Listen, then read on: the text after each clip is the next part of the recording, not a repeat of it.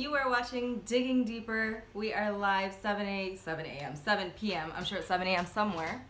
And, oh, look at that. Malika Arts is on. Anafaf is on. Welcome, everyone. So we are live. Today is Wednesday. We changed the date today for the last episode of Digging Deeper.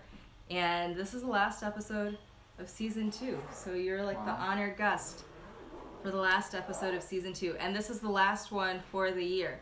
So after this, I'm taking a little bit of a break, and then we're starting up Season 3 the second Tuesday of January. And I've already started booking guests for that, so quite excited for that. So with me, I've got a special guest, a dear friend of ours. This is Hussain. Hello. Welcome. Thank you so much for being on the show. Thank you. I'm honored. I'm absolutely honored to be here. So today's topic, we are talking about the Maqam of music, heavenly breaths, and cultural melodies. So poetic.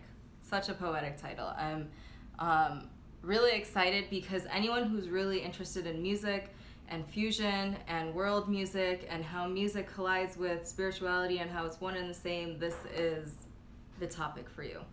But before we jump into that, maybe you could introduce yourself. Tell us a little bit about who you are, what's your expression, how did you get into music?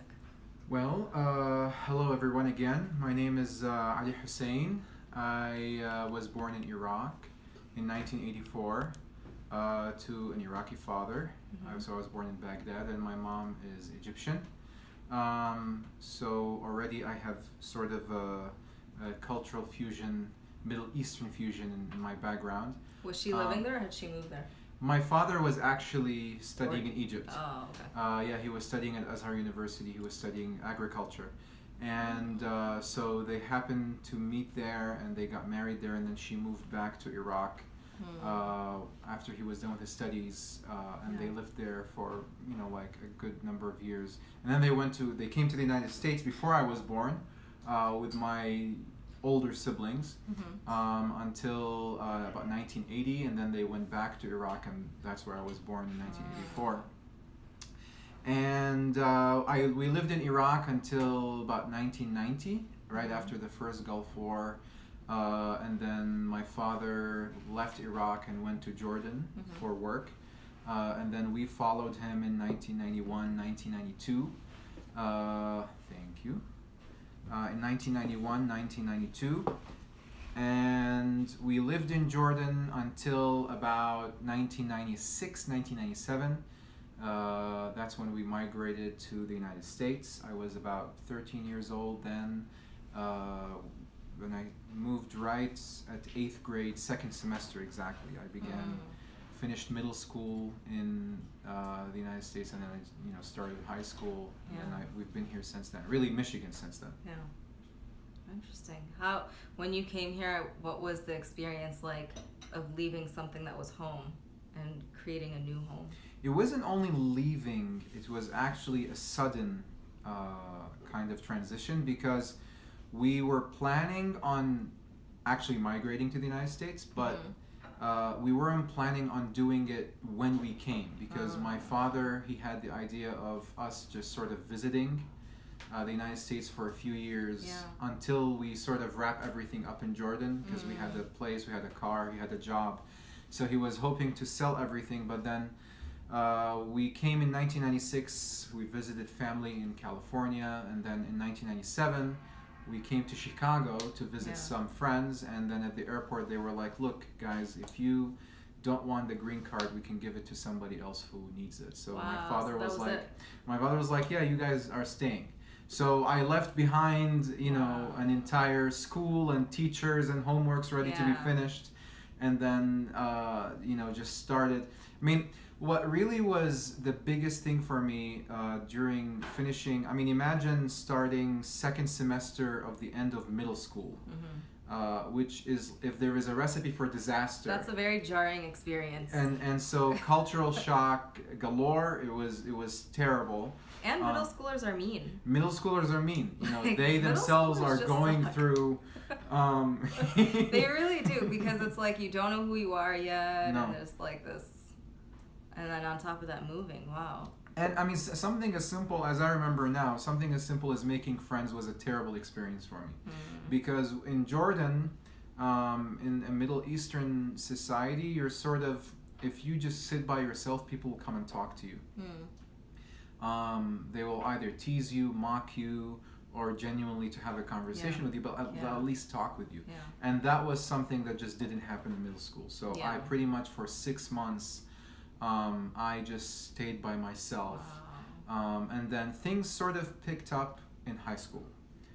That's when I sort of, I began with everyone and I sort of got introduced to American culture at that point. So what type of arts did you get into at that age? Well, my major art form of engaging with art, not producing art, but just engaging with art until that point, even in Jordan, had been video games and movies. Like any teenager in Jordan, we were just immersed in Western films, Western video games. And then that sort of continued. And then I don't actually remember what happened in the United States, but somehow, some way, I became infatuated with acting and theater. And I actually did a minor in theater in college. Wow. So you were in like plays and stuff. I wanted to. I was never good at it. So I never managed to make it through that. But, and I think this is prudent to mention now, in high school, I had a teacher who I still consider to be a mentor, and I hope he watches this. He was a mentor and a high school teacher at the same time, my English teacher, Ryan Goebel, who had a screenplay writing certificate from UCLA and a master's in English from the University of Michigan. And he had just started teaching English, 11th grade, 10th grade English at the university, at Huron High School, which is my high school here. And at that point, sophomore year, I still was fresh. I had no idea about American culture, and I managed, my destiny was to be his student, and he believed in teaching English through popular culture. So it was like going 0 to 100 in a matter of weeks, really. I mean, he introduced me and everybody else to the Beatles. He introduced us to Motown. He introduced us to the Holocaust. He introduced us to the Cold War, all through films and movies and all that sort of stuff. What a genius teacher. He's an incredible teacher. To do it that way. And he's genius enough that, we're still friends until today. I consider him a mentor. One of his other students is now, like a top, I consider him to be a top musician, Jared Saltiel, who I introduced you to him. He was also his student. And there were many students also at that time whose taste in music was sort of just like primitive, and he just sort of made them bloom by introducing them to all of this stuff. So that was, Ryan Goebel in many ways was like a crash course in American culture and a particular way of being. Not just like concepts, but a particular way of being in this type of cultural expression. And then in terms of my own expression, I sort of began reflecting on connecting things like the Beatles, Western music, to what I had experienced in the Middle East. I see. But it hadn't formed fully at that point yet. But there was like remnants, or there was sort of like the beginnings of that formation. Yes, exactly.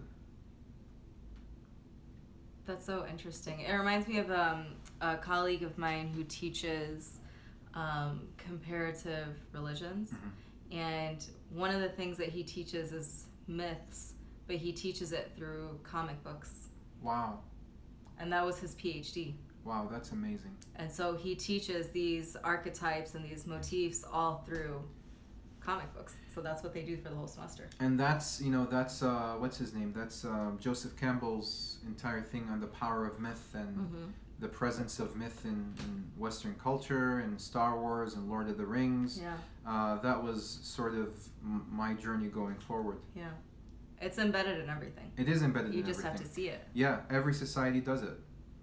So then that's sort of like this introduction into American culture and into arts, and I'm guessing that class probably is what sort of propelled you into wanting to do a minor in theater. Yes. I had an interest in acting, and I had a conversation with Ryan Goebel about a few months ago for his doctoral dissertation, which I'm very happy that he defended, and he got his PhD in education. Congratulations, Ryan.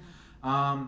But he asked me to reflect about that experience. Yeah. So we had 2 classes with him, 2 years. In 10th grade, it was just sophomore English, but then in 11th grade, he wanted to do a special class called Intensive English Seminar, IES, where basically he broke the class up into groups. There was only like 10, 15 students. Yeah. And each group would study a book of classical American literature and teach it to the rest of the students. Okay. Not through lecturing, but through some kind of activity. And it was sort of crowned, that experience, with trips to popular places. So in 11th grade, we went to Hollywood. Oh, as a field trip? As a field trip. From Ann Arbor? Yes, and we had to actually raise all the money because the high school refused to give us the money. Yes, so we had to do car washes, and we actually also did a symposium on genetic cloning, which in like 1999, that was a huge deal. Yeah. And so we went to California, we went to Hollywood, we went to Universal Studios, we met Robin Williams there, we went to Zoetrope Studios. It was just like a complete... That must have been the best experience, especially at that age. Exactly. And then in 12th grade, he had another iteration, and we went to New York City. We met William Goldman, who directed The Princess Bride, and various other films. So he asked me about that experience, and I told him that one reason why I loved IES and being with him, being sort of his student, is because I wanted to be an actor. I had an interest in acting. But it's also because I perceived it as everything I needed in order to be introduced to American culture. Which was probably naive of me somewhat at the time, that all you need is Hollywood to know American culture. But it's not so much the concepts or the movies or the films or the people, but it's this kind of like a specific way of being, right? That I slowly became attached to, or I started perceiving, as I also compared, my upbringing. Yeah. So then from that, like, just moving forward a little bit, how did you go from that to now being interested in music so much? That's an excellent question. So after graduating from high school, I had sort of a religious awakening, and it's very easy for me to say that until that point, I had a recognition that I was born Muslim, but when I was in the Middle East, I had no reason to be aware of that. Yeah. Just because it's just no one's questioning your identity. Yeah, exactly. Almost everybody is Muslim. And speaking Arabic is the norm. Yeah. But coming here, at that point, after finishing high school, I was forced to become aware of that. Yeah. And so I consider that moment at the end of high school, of sort of having a religious awakening, to be a moment where I had to come to terms of a conflict, which is religion, specifically Islam, as it is propagated here in the United States. And I should mention that my only religious education in Islam occurred in the United States, which is actually the case for many people. Not only converts, but also immigrants. That many of them, their first introduction to their religion is in the United States. And this crash course on culture, IES, right? And what Ryan Goebel is talking about. So there was a conflict in 12th grade, which is he wanted me to accompany him on the field trip to New York. And for a moment, I was like, I don't think I can go. He begged me to go. And thankfully, I did go. Yeah. But for a few brief moments... Why did you feel like you couldn't? Because everything about it contradicted what I perceived to be what a good religious boy should be doing. I see. Right? And then that trend of religiosity went through ups and downs after high school, going into 2004. I started going into the local mosque in Ann Arbor, and that took a downturn without hesitation. It was a downturn of systematic deculturalization. And then in 2007, I sort of had a reaction where I was again made to come to terms with this whole cultural background that was innately in me, and I had suppressed, thinking that it would simply go away. Where I basically let go and actually went back to acting, and I auditioned for U of M student film project, Really? called Taffy Cigarettes, which was a program that was started by Sultan Sharif. Oh, okay, yeah. I had went to see one of his movies, and I asked him about auditioning for other movies, and he mentioned to me that there was a new movie, Taffy Cigarettes, and I went to an audition and got the part. Sultan, if you're watching this or ever Thank watch you. this, Thank you for telling me about Taffy Cigarettes. I want you on the show. And thank you to Marty Stano, who wrote and directed the script. How interesting. It's very interesting. You know, yeah. I feel like that's the experience of a lot of, especially immigrant Muslims in this country, is this feeling of there's some sort of awakening or some sort of like point where you have to ask yourself, what am I? Am I Muslim? Why am I Muslim? Right. What is it that I believe? Because you're forced to have an identity when people are going to ostracize you by looking at you. Right. So then you have to define it for yourself. Exactly. Or else others are going to define it for you. And oftentimes I've discovered it just requires patience and enjoying the journey. But also being aware of what's happening to you and the feelings that you're having and the inclinations that you're having, and entertaining them genuinely with critically as well, but also genuinely. So for me, what was interesting is that the silver lining in that oppressive religious experience that I had with Salafis, with Wahhabis, is that I began to get in touch with something I hadn't mentioned yet, but something that goes back to my childhood in Jordan, which was this idea of Maqam.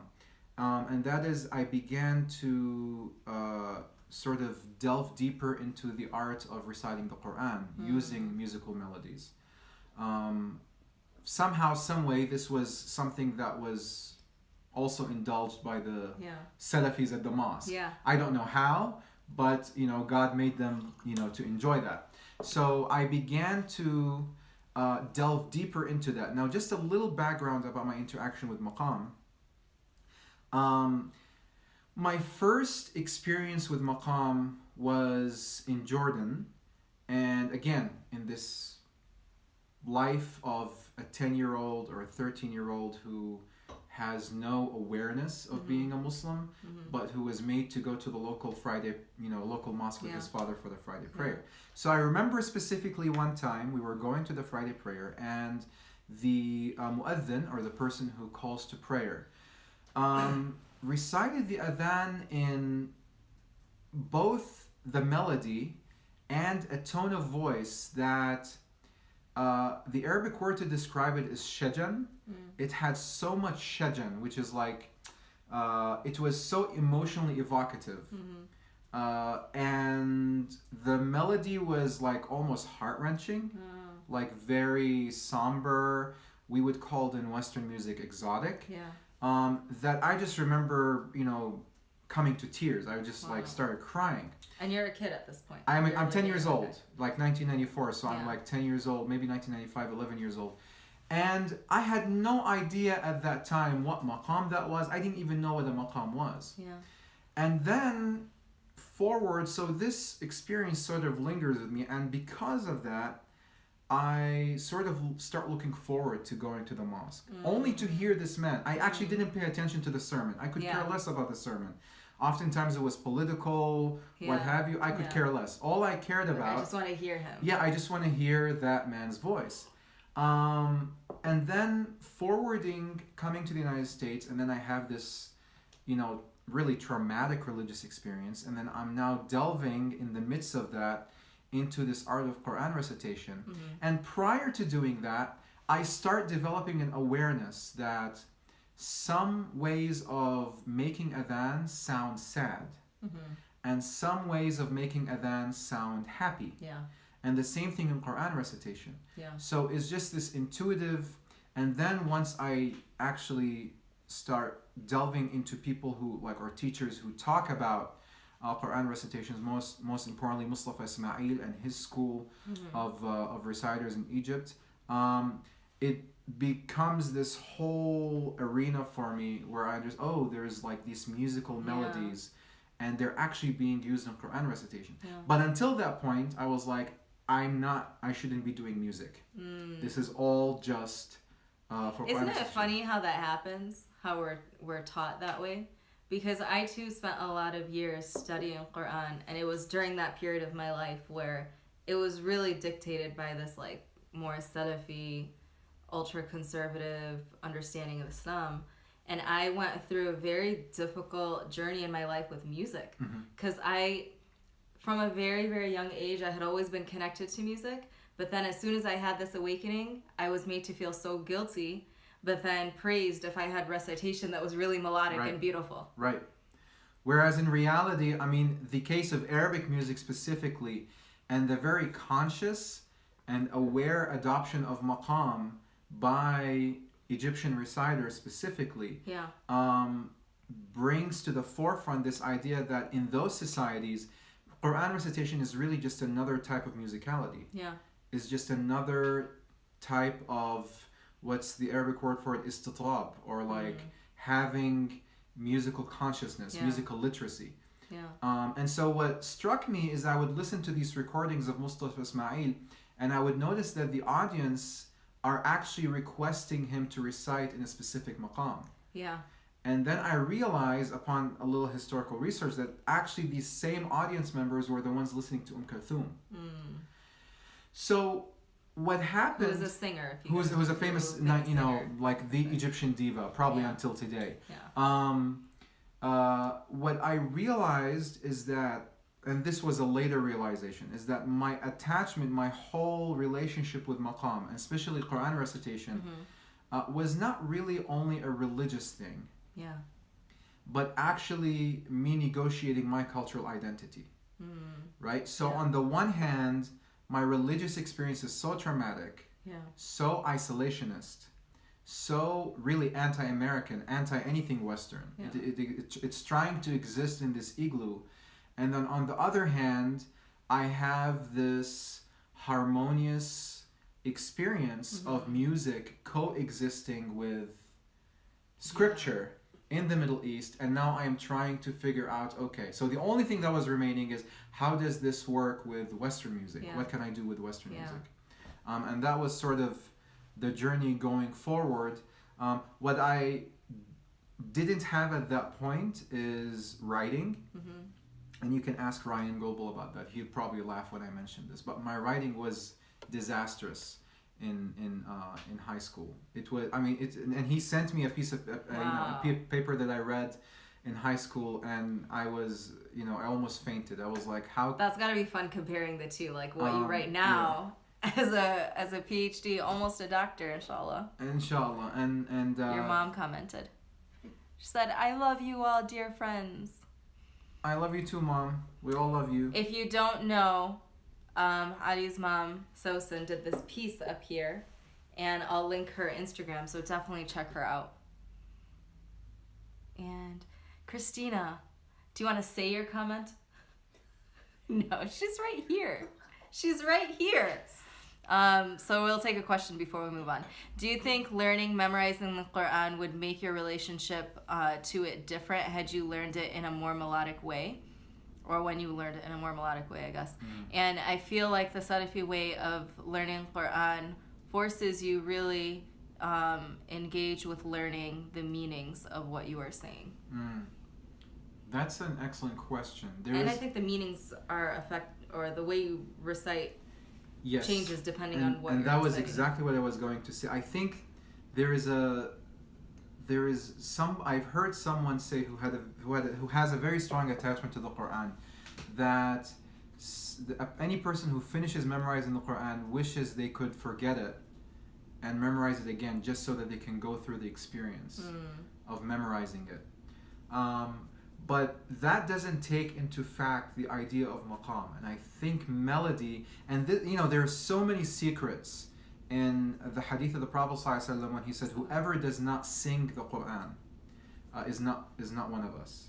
And the word is مَن لَمْ يَتَغَنَّ بِالْقُرْآنِ, which means either to recite it melodiously, or who does not sing it, or who does not, to just, associate it, apply melody, some kind of melody while reciting. He's not one of us. Wow. And I feel that the maqam is actually what keeps the meaning rejuvenated. That for me, I mean, at this point, I think it's somewhat clear, but I'll state it bluntly. My experience of Islam has been very musical, not legalistic, not theological. I have really no interest in that, aside from just remaining within a rough boundary. But in terms of making meaning, my experience of Islam and my relationship to God and my relationship to the Prophet ﷺ and my relationship to saints is thoroughly musical. From the beginning, it was musical. And here is a subtlety which I think you touched upon very well. The meaning of Scripture is not understood rationally. It is actually, because of this hadith of the Prophet ﷺ, it's actually dependent very much on the melody.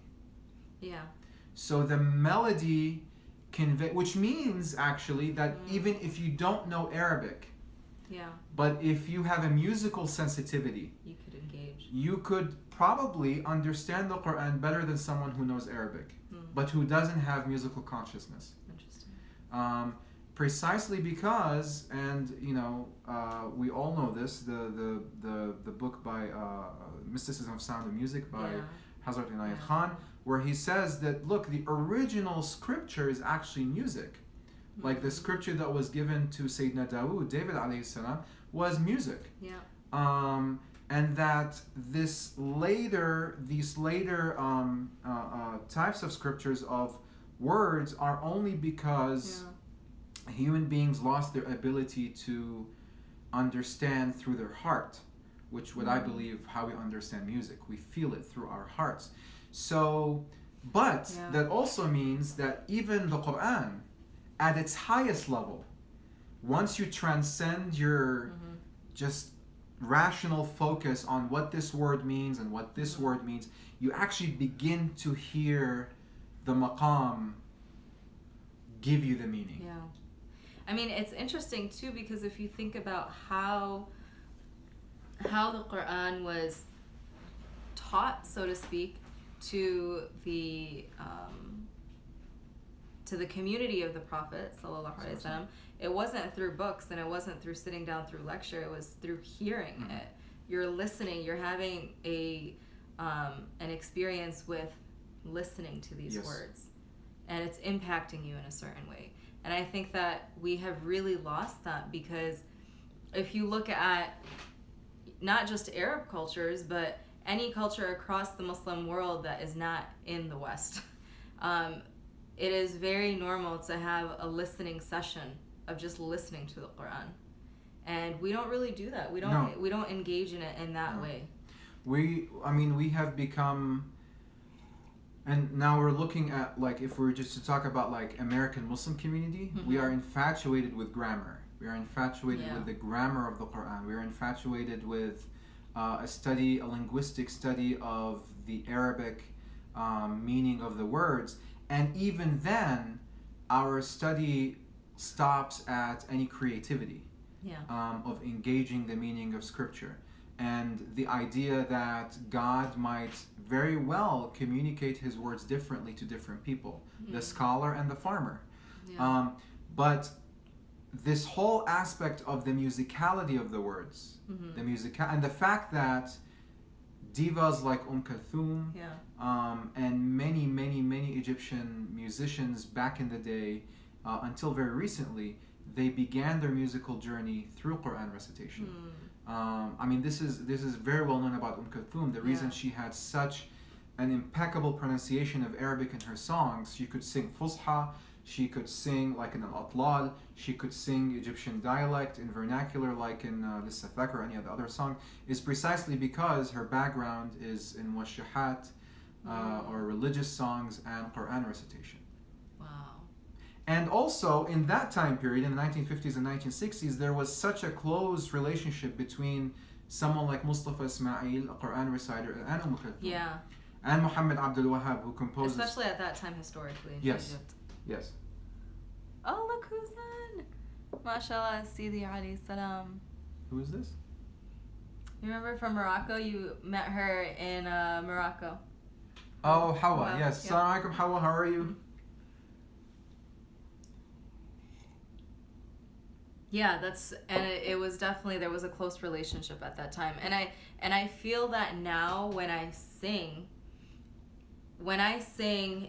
in Arabic, I feel like my voice is stronger, and I think it's because I spent so many years studying just tajweed.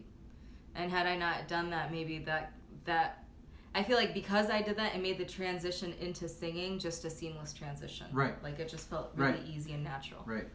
Which is, it says two things. One, on the one hand, it says that Quran recitation should be a musical experience, Mm-hmm. an aesthetic experience. Yeah. But it actually says something I think that is even more profound, is that for Egyptian society, for example, and I'm just using Egypt as an example because of my experience with Egyptian Yeah. society, recently, contemporary Egyptian society, music is a sacred experience for them. Mm. It is not a hobby.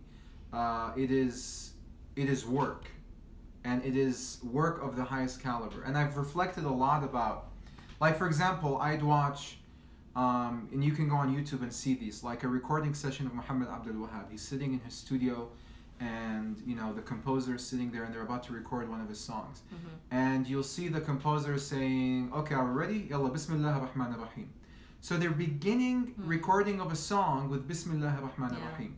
On the one hand, this is work for them. Like this, well, of course it's work because this is their job. Yeah. But also, like, if we think about what happened in Egypt in the 20th century, this transition to nationalism, Mm-hmm. many people have talked about how nationalism is bad, but also if you think about it, it actually allowed them to incorporate their ancient heritage, ancient Egypt. Mm-hmm. Prior, like a pharaoh is considered like a demonic figure, Yeah. because he's mentioned in the Quran and he's demonized in the Quran. But then ancient Egypt as a whole, with nationalism, becomes this heritage, becomes this national treasure, and it becomes incorporated into what it means to be a spiritual Egyptian Muslim. So the sanctity of art in general, and the sanctity of music specifically, becomes part and whole of this, very spiritual Egyptian identity. So I believe this is why you have people like Muhammad Abdul Wahab conceiving his playing of the oud or recording songs to be a sacred responsibility. It is not how many religious people would think of it today, as just a waste of time. Playing music, or they'll try and describe it as what the Quran says, lahu al-hadith, which is of course not true, but that it's actually what Hazrat Inayat Khan says, that it is the highest form of divine art. Or another quote by Victor Hugo, which is an amazing quote. He says, music expresses that which cannot be spoken in words, but which can also not remain silent. So there is a group of feelings and realities that simply there are no words to describe them, but you also can't keep them silent. And that's where music, that's sort of where music resides. So it is the highest form of revelation, as Beethoven is also thought to have said. He says, music is the highest form of revelation. It's higher than wisdom and all philosophy. I believe that. So I think that's why in Egypt they take it very seriously, and we should take it seriously as well. So for viewers who are watching who don't know or who are not acquainted with Arabic music and terminology, what exactly is a maqam? So we can roughly translate a maqam as a scale, except for the fact that like a C major scale or a G major scale, except for the fact that a maqam in Arabic music is, we would translate it as a mode, and it's usually composed of either two or three groups of what is known as jins, or a group of notes. So you can either have a jins or a group of three notes, a trichord, a group of four notes, a tetrachord, or a group of five notes, pentachord, and they're grouped in families. So, and a general maqam has, like a scale, is composed an octave of 8 notes. The lower 4 notes, or the lower jins, dictates the root or the family of the maqam. So, for example, you have maqam bayati, or maqam hijaz, or maqam saba, or maqam sika, or rust, or nahawand. And then the upper jins, which could be either one set of 4 notes, one set of 3 notes, or 5 notes, or multiple sets, decides the branch. So as long as the lower 4 notes or the lower jins begins or is the same, you can have different upper notes. Okay. So whereas this is different than Western music, because in Western music you have like C major is always like C to C, but it's like saying I can take C, D, E, F, G, and then I can change the upper notes, the next set of notes from A, B, and C to something else, and it would still be a C major scale family. Right? So there is basically like 7 major maqams or maqam families. There is Bayati, Nahawand, Rast, Sabah, Hijaz, Maqam al-Kurd, and then there are multiple branches, and really there is like I mean, Farabi in the 1,000 years ago, they said there was 1,000 maqams. Wow. So it's a very dynamic, it's a very dynamic science. A famous contemporary maqam musician and artist who has also studied Western music, Simon Shaheen, he said we have barely scratched the surface of the maqam music. Wow. And he's a master of it. And these maqams that are used in singing and in Arabic music and in instruments are the same maqams that are used in recitation. They're the same maqams that are used in recitations. The only thing that I would add is that, well, first, another thing that distinguishes Arabic music from Western music is that Arabic music uses micronotes, which are like a half note, like we have, for example, half flats or half sharps, which is like B half flat is between B and B flat, or like F half sharp is between F sharp and G. And that adds like a flavor, which I think Turkish music extends that, and Indian music extends it even much more. That's the one thing. There are certain, as far as Quran recitation is very much for the cognizant, musical conscious reciters, especially in a place like Egypt. They're very much aware of the maqams they're using. And you can even have audience members or listeners who will criticize a reciter, not because he made any mistakes in tajweed, but because of his use of maqam. Wow. So the thing is that Quran reciters usually use a smaller set of maqams. They don't use the branches. Like you'll hear Bayati, you'll hear Hijaz, Ajam, but they won't use, like, for example, Maqam Farahfaza, which only musicians use, or Maqam, I don't know, Suzdil, or unless someone like Mustafa Ismail, he branches into other maqams that rarely any Quran reciters will go into. And they also don't follow the strict rules of traditional Arabic music. Like, for example, we were just talking before the program about this idea of modulation, or transitioning from one maqam to the other. In traditional Arabic music, you cannot transition from some family of maqams to another family of maqams, which someone like Mustafa Ismail absolutely doesn't follow. He just follows the inspiration and does that. As great artists do. Exactly. Because there's no limitation for them. No. So it's interesting that the word that's used for that is maqam. Yes. Because maqam spiritually also has another meaning.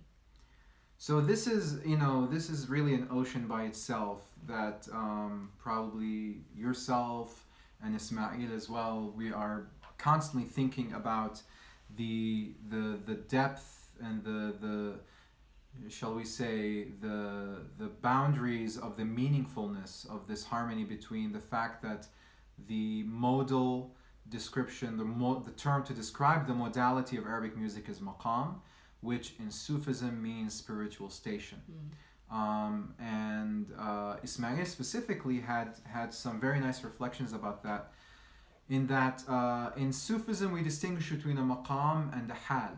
A hal is a spiritual state, and the idea is that prior to obtaining a particular spiritual station, the seeker will go through various spiritual states, temporary spiritual states, that will foreshadow they're getting nearer to the particular, like for example, if a seeker is destined or he's getting closer to the station of patience or contentment, they will have increasing periods, brief periods of contentment. And then they will sort of step out of it and go back to feeling uncontent. And then eventually they will fully reside within the spiritual station and obtain it, after which they can be described as content people or people of contentment. So Ismail's reflection was that, you know, if a maqam is composed of ajnas, of genuses, or these sets of groups of notes, maybe these ajnas or these notes, individual notes, represent spiritual states, in which that are leading to the culmination of the maqam. As I mean, you know, I think the key for the understanding the significance of these maqams is that they are intended to be, even though it's a subjective experience, they're intended to be associated with particular emotions. And so for Quran recitation specifically, a reciter is considered bad if they use, for example, maqam ajam, which is a very happy maqam, like all the major scales, and a happy maqam, while reciting a verse about hell, hellfire. While reciting a verse about hell, or while reciting a verse of supplication, the reciter is supposed to use maqam sabah, which is a somber maqam, or maqam hijaz, which is also like a heart-wrenching maqam, which by the way is the maqam that the mu'adhin was calling the adhan in Jordan. I later discovered that. So there is this relationship between maqams in Arabic music and emotions. So Ibn Arabi, Sheikh al-Akbar Ibn Arabi, who has been my sort of spiritual mentors for the past 7 years through my journey of the PhD, and after studying him I was able to write. He associates emotions with ma'rifah, with knowledge. That auditory sessions, or sama' sessions as they are traditionally understood in Sufism, should not only have emotional feelings, or a birth of emotional, or should not just be an emotional experience, but should also be an emotional experience that is linked with knowledge, with some type of divine knowledge, some type of, and of course this is a knowledge that is not in religious terms. This is completely transcendent, spiritual, in spiritual terms that even an atheist can agree with a Christian or a Muslim or a Jew or a Buddhist or a Hindu or whatever. But it's this kind of very transcendent gnosis. Like the truth of something. The truth of something. The truth of something. That is, I mean, you know, Ibn Arabi and other saints, they say that people can receive revelation or inspiration through smell. So, of course, smells are not going to be understood rationally. Taste, which Sufis like to emphasize a lot, like for example, taste of honey, is not understood rationally. And you can't explain it. And you can't explain it, and yet it is more convincing than rational knowledge. And this is why exactly Sufis and saints emphasize it so much, is because it is more closer to truth, more close and farther away from doubt. than rational knowledge. So, I guess one way we can describe the harmony between maqam in Arabic music and maqam in Sufism is that it's a type of conviction. It's an experience of conviction beyond doubt. That one maybe is brought to tears simply because they can't express what they're feeling. They feel overwhelmed. And this is why music is so powerful, and this is why music, of course, has been used to as a way of expressing suffering and reaching redemption. It's so true. And I think of experiences that you have when you're listening to something and it's so moving that it brings you to tears, but you can't explain. You can't verbalize what it is that you're feeling, or you can't verbalize or express what exactly it was, or at what point in the music was it that you came to this realization, or you had this sort of overflowing of emotion, or this flood in your heart. But it's sort of like the culmination of these notes and what it's doing to your heart as you're listening to it. Which, by the way, the fact that you can't express it will probably make you cry even more, because you feel so weak.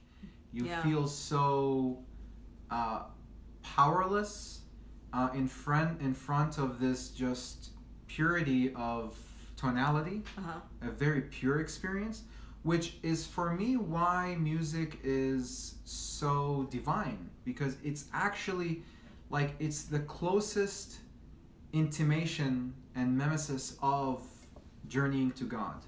The actual musical experience of either learning a musical instrument, and I'm sort of experiencing that now with the oud, and also just the auditory experience. It's the closest I feel to experiencing what we can say the unpredictability of God. It's not unpredictability in terms of fear. It's actually unpredictability in terms of beauty. This constant, looming, unbounded beauty, ready to overwhelm you, which is exactly what I feel the maqam does. And this is why Farabi, and not only Farabi, but many other musical traditions, they associate maqams or their modal categorization of specific times of the day. Because there is what we would call in tasawwuf a tajalli, like a particular manifestation that is harmonious with this maqam. So it's an ocean. I have no idea where it's gonna keep on going. Hopefully you and Ismail will continue exploring that in terms of blues and jazz, and we'll do that in terms of the oud. It amazes me because this transcends religion and culture. Yes. Because in Hindustani classical music, it's the same. You have certain ragas that are for certain times of the day. You have, at my last class last week, my teacher was playing certain ragas for me that were beautiful, that were for when it rains. Wow. And certain ones for different types of weather. And it's because the sound and the scale that's used has a connection with the weather, and it has a connection with the temperature, or it has a connection with there being morning dew and birds being out. And the emotion that you would feel if you're outside in the morning at 4 a.m. is the emotion that you're going to get when you hear or when you sing that in that particular raga. Yes, and it actually was just brought to my attention also that there is also a secret, and it's a type, it's a secret related to numbers of the interval distances. In particular scales, or in the case of maqam, I realize that what distinguishes most of the maqams that begin on the same note is maybe just no more than one or a half step. Even a quarter. Like for example, maqam bayati, the difference between maqam bayati on D and maqam kurd on D is just a quarter note. E half flat on D, if you take that to E flat, you get maqam kurd, and it's a completely different emotion. So in tasawwuf, especially in our way of tasawwuf, the Naqshbandi tariqa, we emphasize numbers so much and the importance of numbers. So what is the secret of E half flat going back to E flat and completely changing the emotion from bayati to kurd? It does though. Just one even if it wasn't a half, even just one flat note Yes. in a scale, just that one flat note in a set of 8 notes is going to completely change them. Completely change it. Completely change it. And so, for me specifically, I mean, as I mentioned, after studying Ibn Arabi, I sort of had this ability to write. Probably also because I was forced to be able to write academically, but then it was just this sort of birth of a need to express all sorts of emotions that were resulting from my reading and being exposed to Ibn Arabi, who in more ways than I can enumerate helped me fill a gap that I had of this whole cultural identity crisis, religious experience. Ibn Arabi was in many ways the sort of the answer to that. And then later on, I think my attachment to music specifically was the result of Maulana Sheikh Hisham and Maulana Sheikh Nazim, where they sort of, if I were to really say it, they made me understand that it's okay to approach God through music. And that, or actually, let's just say it more universally, it is okay, it is actually sacred to approach God through art. And by art, I don't mean artistry in any field. I mean specifically like music, poetry writing, prose writing, sculpture, filmmaking, theater, that the saint is really an artist. They're an artist of soul. If anybody has ever been with a saint, a Christian saint, a Muslim saint, a Buddhist saint, whichever type of saint, and you spend time around them, you will realize that the way they look at you is exactly the way an artist looks at you trying to read you. Except that what they're also doing is that they're using you as their canvas, or they're using you as their sheet music, and they're turning you into an instrument, they're turning you into a symphony, they're turning you into poetry. And actually, which I feel it's much more intimate, they're actually writing their own artwork through you. So they're turning you into art, but it's also for themselves. They're exploring their frontiers through you. Interesting. It's not only for you, like it's not like, as Maulana Sheikh Hisham says many times, the Sheikh needs the murid. And it's a humble thing from him to say, because we're completely reliant upon his inspiration. But what he's also saying is that Ibn Arabi says that creation is a mirror for God. God knows himself through the mirror of creation. The Prophet ﷺ knows or contemplates the fullness of the beauty of his reality through the mirror of creation as well. And in a similar way, the Sheikh explores the fullness of the beauty of his spirit through the mirrors of the murids. And I feel the way he does that, they do that, is through an artistic or an artful process. It's for me, it's like exactly like composing. You see composers or artists or painters, or I mean, you guys, you probably do the same with your music, is that there is a period of silence, of just listening and contemplating prior to writing, prior to playing, prior to revising. That is nothing but what a saint does with God, with the Prophet ﷺ, with his murids. But for me, and I think for you as well, this was so clear with Maulana Sheikh Hisham, that and I feel that this is why so many of his murids, our peers, are artists, and we harmonize with that because he's aware of that. I definitely feel that. I feel that an artist is in their own right, to an extent, a saint. Yes. And there are different maqams, there are different stations. So it's not to say what station that artist, that saint is at, but through music and through getting lost in sound, you're able to actually have revelation come to you. through sound and through notes and through poetry and through words. And so it's like that reflection is also between the artist and his Lord. Yes. And what is happening in that exchange as he's growing in his skill and developing that skill. And I mean, if we read history, Islamic history or Christian history, and many works have been written about this, we notice that art is actually a remnant of an ancient religious experience, spiritual experience, which is to use the entire universe at your disposal as a set of tools to make meaning. Yeah.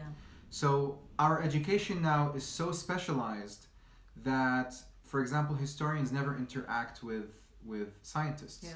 Right? The only people who do that is a writer like Kurt Vonnegut, who engages poetry or writing fiction with science. Yeah.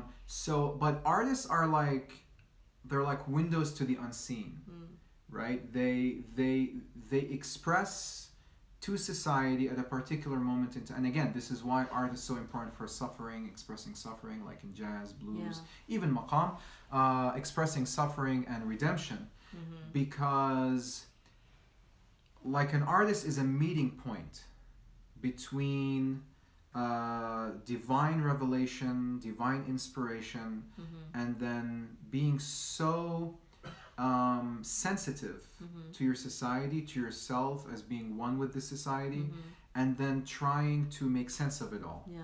So they're like aesthetic philosophers, or like they're philosophers but in everyday human language. Like trying to understand that human experience. Trying to understand the human experience and expressing it in a way that's not rational.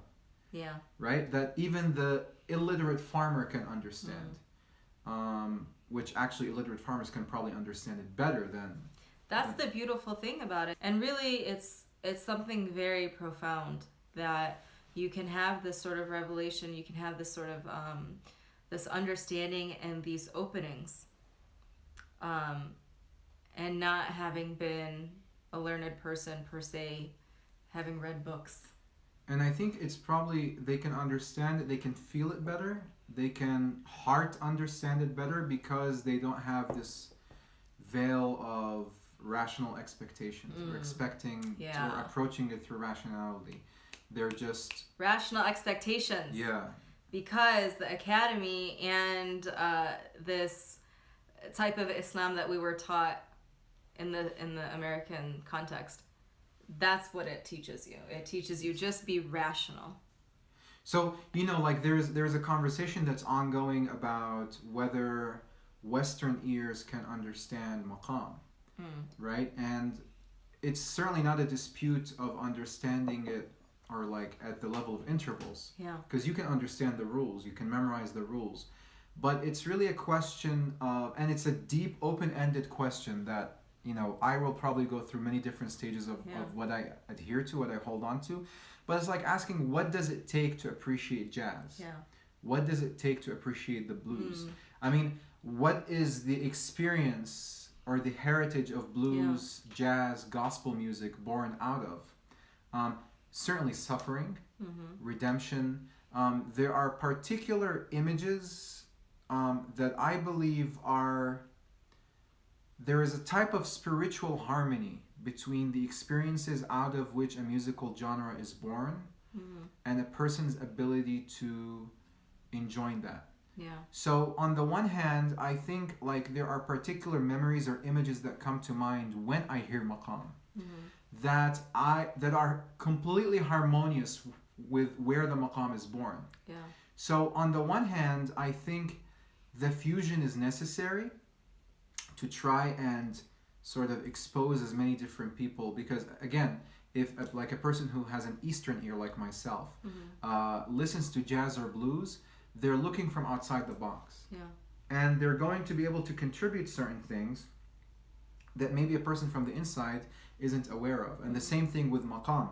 But at the same time, I think there should be an appreciation of this this sort of harmony between who you are as a person, the experience you're born out of, and because that music that is born out of your environment is really you.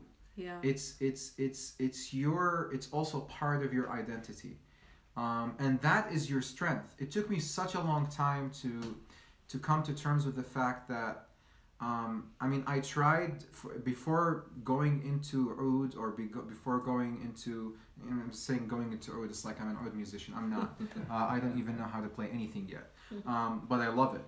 But I tried for such a long time to not only play but to also sing like Western songs and Western music. And I did that, to be honest, because I also like acting. I felt like this was a way to become cultured. But I tried to leave behind as much as possible the maqam, because I felt, well, this has no place here. This is so old and so Eastern. And then really through Maulana Sheikh Hisham and Ibn Arabi, after a while of coming, everything sort of synthesis after synthesis after synthesis, it's like it's really what you feel about it. If you feel like this is something worth investing in and delving in, then that aura, that energy will reach your listeners. And how you talk about it. Just like, for you, Hindustani music, if you don't feel invested in it enough, then how can we expect anybody else who's listening to you to feel invested in it? The same thing with maqam. And so I think for an artist, if you are able to go through a journey of trying to master, and by mastering I don't mean technique wise, I mean like Beethoven, he says something beautiful. He says it's not it is not a problem to play a wrong incorrectly, but what is inexcusable is to play a note without passion. That is absolutely inexcusable. So, but this idea of feeling passionate and being able to express yourself through your music, to actually engage it with Western music, to actually engage it, make it sort of part of the experience. And I think about that often. Like, for example, each of these maqams is associated with an emotion. Like Bayati is associated with nostalgia, Hijaz with heart-wrenching, Saba with somberness, Rust with majesty, Nihawand with like this kind of like drunken love, Ajam with happiness. So it's like, okay, well, how can we relate that to a Western ear? How can we actually not even like trying to get the Western ear to understand it, but how can you convey what you are feeling to a Western listener? I would even say that it doesn't even matter whether you have a Western listener or not.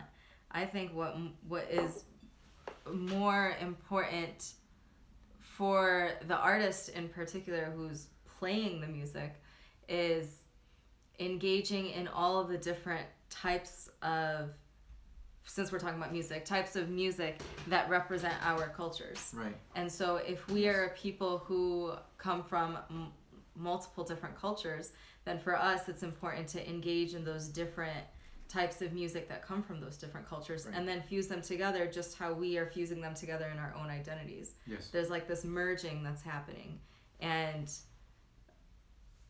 it's interesting because I truly believe that whatever experiences a people went through, they are passing that down in their DNA. There's sort of this history that's being passed down from a people.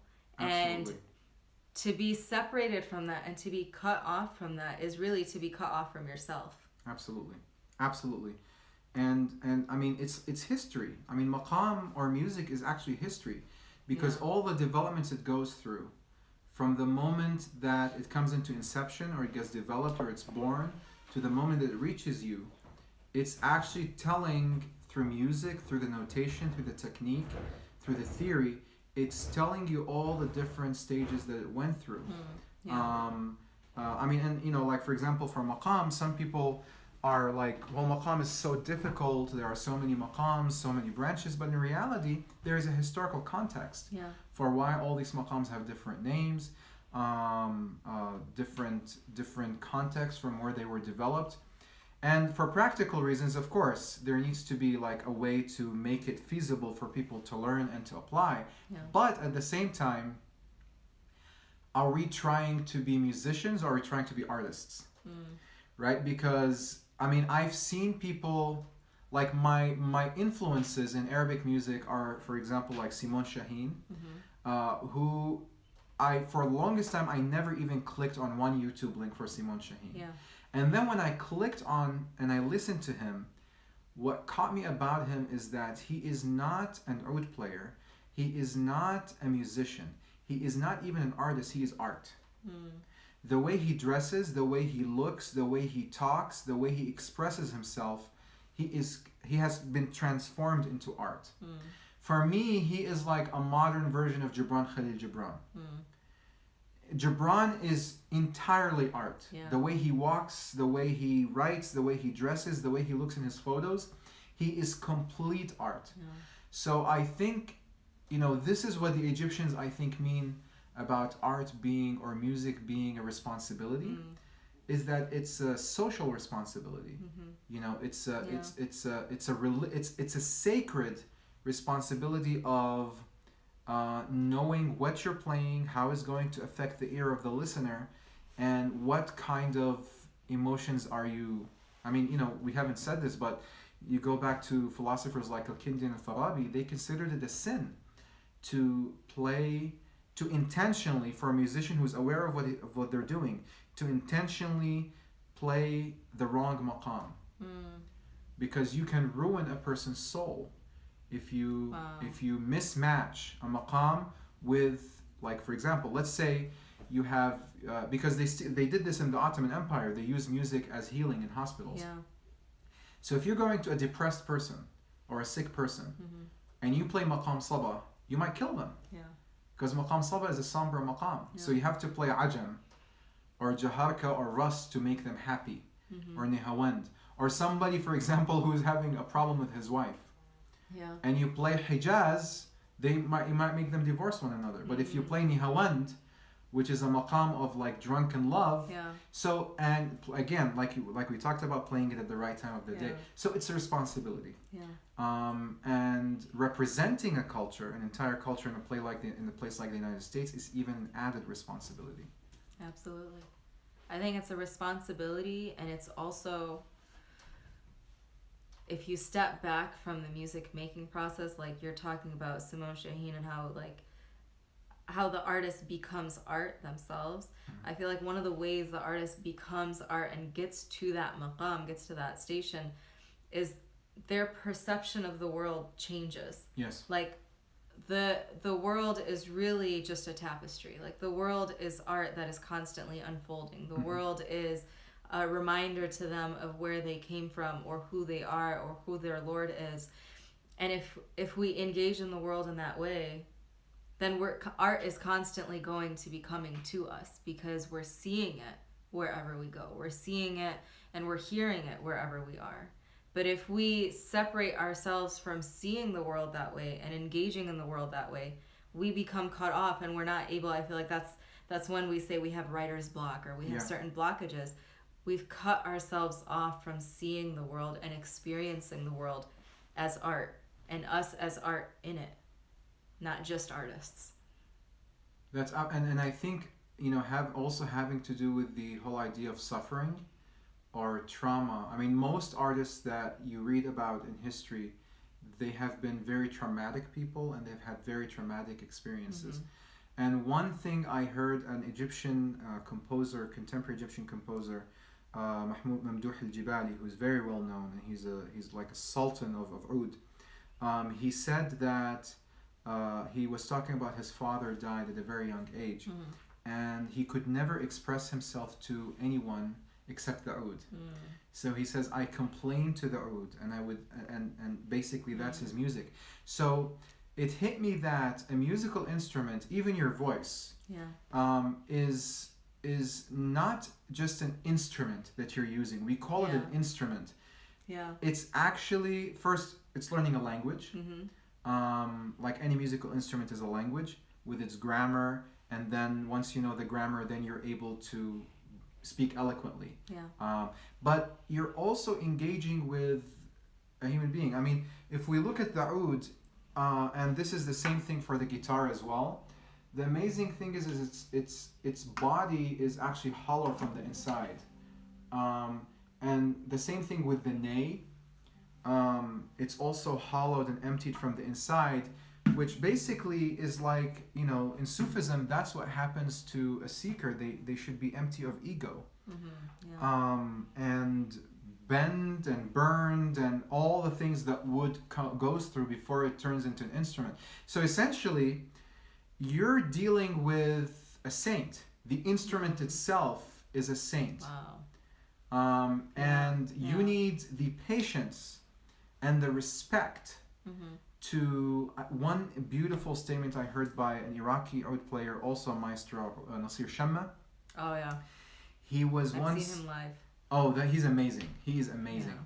He was once asked about how many ouds he has. And he said, "What do you mean how many?" He said, "This is my only oud." And he says, "This one, like the one that he had in his hand, he's like, this one is custom built." And he said something beautiful. He said, "An oud does not allow a second wife." He says, "Listen," he said, he's telling the interviewer, he said, "The oud is wood, and wood is living. It knows what you are feeling. It knows how you are feeling. And if you are not giving it 100%, it will not let you play." Wow. And Allah is my witness, I've experienced that. I mean, I've made a conscious decision over the past month to just give up all my hobbies and just focus on the oud, and it opened itself to me. Yeah. And it's continuing to open itself to me. So the musical instrument is actually a saint. If you have a sheikh, if you have a saint, or if you follow a spiritual tradition, you feel that your musical instrument is your sheikh by proxy. Yeah. He is there to discipline you. You are dealing with the oud as a form of spiritual discipline, and it might just be exactly what you need to rectify all sorts of imbalances that we have inside of us. So learn an instrument. I love Absolutely. that. We'll take this last comment, and then maybe you can play some things for us before we end off. I'll try. Malika said, "I applaud you both for reviving this lost understanding of music and its relationship to Mayans. This is one of the hidden gems of knowledge in Islam being lost on our generation." Yeah, it has been, and I think that it's a beautiful thing, because I feel like we're right now, especially in Detroit, in a community that is filled with musicians who are on a spiritual path, or who believe in taking a spiritual path, or have some sort of understanding or connection with spirituality. And the connection and the understanding of music is so much deeper, I think, because of that. So with that, I'm going to turn it over to you so you can show us some stuff. So what I thought of doing is, first I will share one reflection from a book that I published about a year ago. Oh, Maqams. She meant Maqams. Relationship of the Maqams. Oh, the Maqam. That made sense, because when you said Mayans, I was like, I was like, music and Mayans. I like that. And it's a book that you can find on Amazon if you would like to purchase it. Mystical Musics of a Contemporary Dervish. And in there, on page 113, there is a reflection called The Dimensions of Music. I have no idea how to keep this open. So this basically just goes through all the different maqams, and I describe each of them. So the first one is Saba, which sounds like this. It's one of the somber maqams, and forgive me, I really do not know how to play.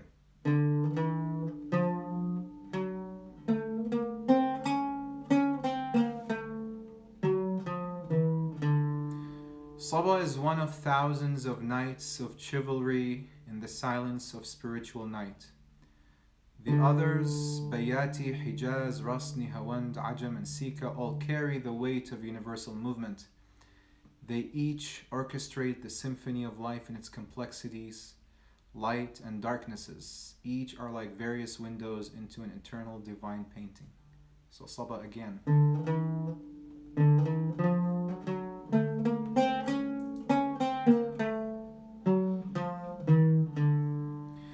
I actually might as well just try and recite a verse in the Quran in this maqam. That would be nice. So Mustafa Ismail has a very famous recitation from Surah Qamar, which is a supplication. It's recounting a supplication of Prophet Nuh alayhi salam when he was asking Allah subhanahu wa ta'ala, God, to save him. And then God responds by creating the flood. And it's one of the most famous renditions of Maqam Saba. Mustafa Ismail says, beginning with Sayyidina Nuh's supplication, فَدَعَا رَبَّهُ أَنِّي مَغْلُوبٌ فَانْتَصِرْ. So that's like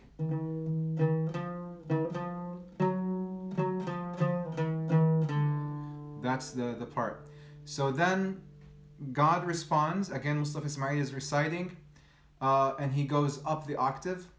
فَفَتَحْنَا أَبْوَابَ السَّمَاءِ بِمَاءٍ مُنْهَمِرٍ وَفَجَّرْنَا الْأَرْضَ عُيُونًا. What's beautiful is actually the Quran recitation is reverberating through the oud. Yeah. So it's like musicality coming together. Okay, moving on. Bayati. Bayati also begins on D, and it sounds like this. It's a nostalgic maqam.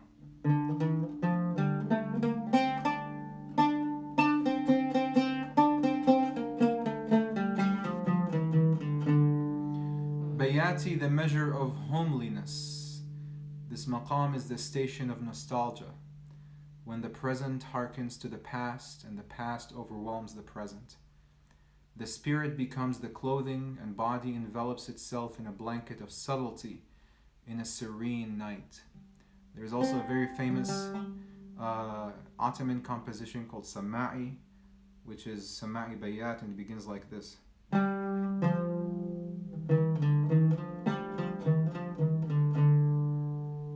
So it's a very beautiful maqam.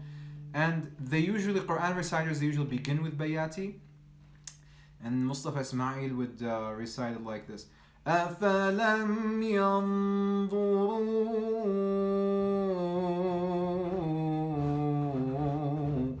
إِلَى السَّمَاءِ فَوْقَهُمْ كَيْفَ بَنَيْنَاهَا.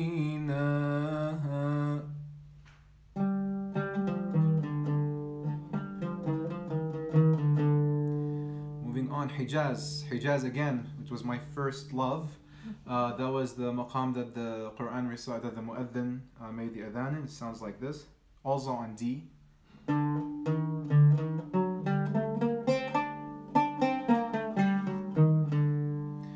Hijaz is a high jazz of suffering, and it's awaited redemption, like a fortress at a mountaintop, succumbing to the overwhelming awe. It gives new life of stillness amidst the pain. Hijaz is this overcoming power of the mountaintop through submission to the unseen in the other side. Unbounded greenery lies beyond the pastures of uncertainty. Hijaz is probably one of the most well-known maqams in Quran recitation, and it's used specifically in what is known as the dharwa of the recitation, which is like the climax. The lower octave of maqams is known as qarar, bass, and the second octave above that is known as jawab, answer. So it's like a narrative, a storytelling. And so usually the jawab of Hijaz is used as a climactic moment in Quran recitation.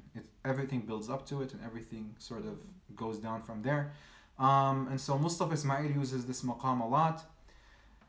In the jawab, he goes something like this. يا أيها الناس أنتم الفقراء إلى الله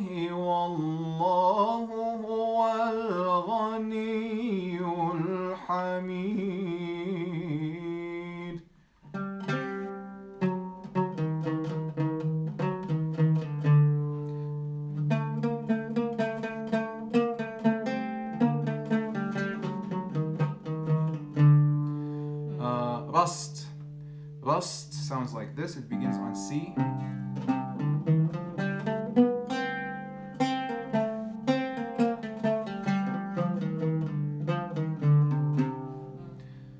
Rust is the beginning, the calmness of the ocean before the storm of movement overwhelms the surface.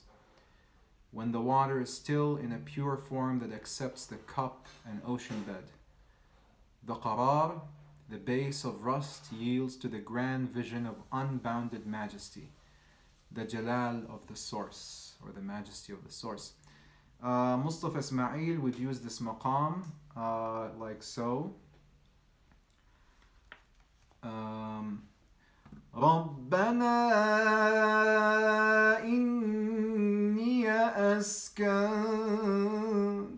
من ذريتي بواد غير ذي زرع عند بيتك المحرم. There is actually a very famous recording of, and I'll recite another verse because I'm not going to recite the verse in Nihawand. I can't recite in Nihawand. But there was a very famous recording of Mustafa Ismail, and just to show you his musicality. This was in Surah Naml, and it's talking about the story of Prophet Solomon, Sayyidina Sulaiman. He was asking if anybody can bring the throne of Bilqis, of Queen Sheba. And one of the jinn is responding, and Mustafa Ismail recited it in such a beautiful way that because it was so musical, they actually refused to put it on the radio. Really? So here's what he did. It's in Rust. He said, قال عفريت من الجن أنا آتيك به قبل أن تقوم من مقامك. But then he repeated it, and he usually does that, except for the fact that he stayed on the same two words and kept repeating it in different pitch, in different tonality. He said, قال عفريت من الجن أنا آتيك به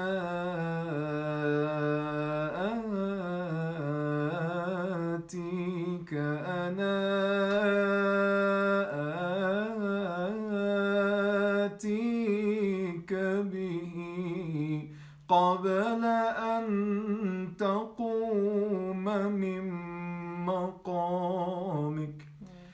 And then of course the crowd goes crazy. Yeah. When I listened to this was like my first improv. I decided to actually repeat this, but in my own build-up on Mustafa Ismail. So I recited it like this. قال عفريت من الجن أنا آتيك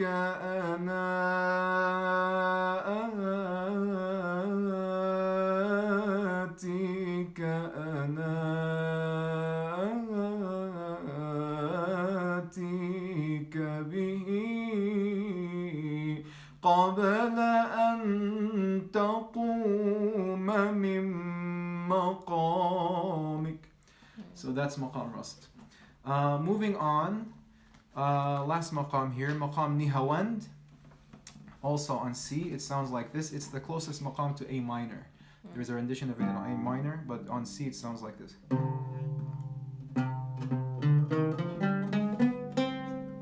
And going back down, it shifts.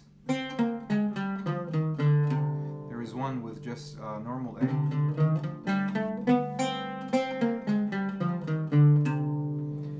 Nihawand is the Nihaya, the end of wandering in a warm forest.